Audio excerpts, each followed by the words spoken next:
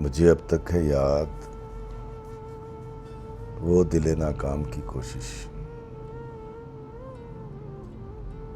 तुझे तकने के लिए बेवजह छत की मुंडेरों से,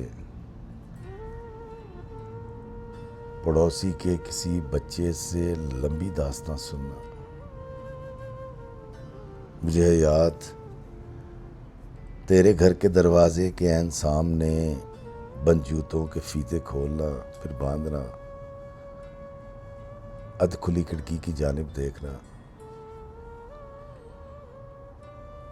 मुझे ये भी है याद बिना दीवार की परछत्ती पे चढ़ जाना तेरा, दुपट्टे को सुपुर्दे हवा करना, कभी कभी सुलझी हुई जुल्फों को सुलझाना तेरा। मुझे सब कुछ है याद, मगर अब सोचता हूँ यादें ला हासिल से क्या हासिल। चलो फिर से हकीकत की उसी दुनिया में चलते हैं जहाँ पे आस पलती है, जहाँ पे दीप जलते हैं, जहाँ एक घोंसले में चिड़िया ने बच्चे दिए हैं, 5 बच्चे गब्दे से चोंचे लड़ाते फड़फड़ाते शोर करते हैं।